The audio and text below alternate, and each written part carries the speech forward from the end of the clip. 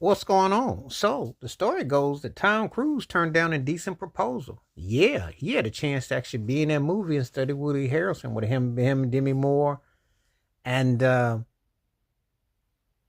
Robert Redford. But instead, he decided to do The Firm. Do I think he made the right choice? I think so. Woody Harrelson always had these kind of, him and Jeff Daniels always get them mixed up. They always had these quirky, twisted horror love stories gone wrong.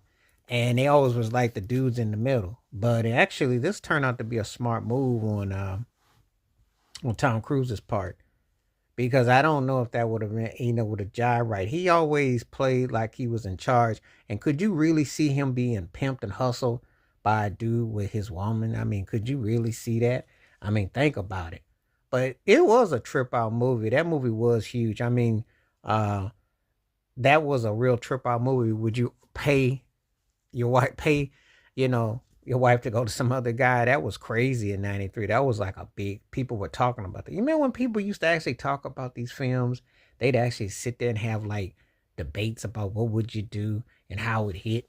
That seems like a lost art. That seems like a lifetime ago. And in a lot of ways it is really, because um people just don't really roll like that no more per se. But man, back then it was the norm to, you know, you kind of had those kind of questions about, would you do that? Would you be cool with that? So it was kind of crazy when I think about it. But yeah. So anyway, that's the situation with that. Yeah. Um, that particular film. And I think he tend to make the right choices. He always been a pretty smart cat.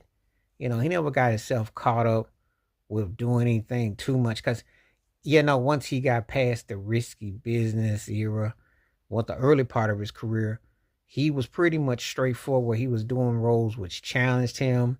He had money makers, of course, but he pretty much stayed in control of his destiny.